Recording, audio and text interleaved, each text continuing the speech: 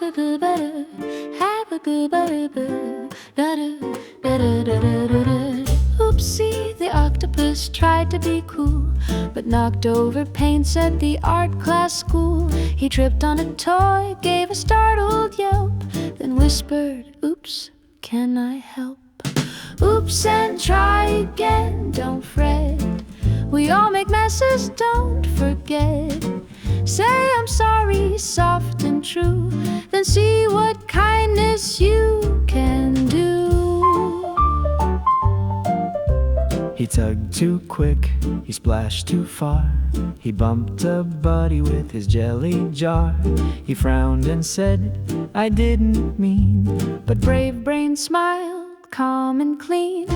Oops and try again, that's right. You can make it kind and light. You don't need to hide or run. Fixing things is brave and fun. You can be loud then soft again, wrong then right, and still a friend. You can fall down then rise with grace. Wipe your tears and clear the space.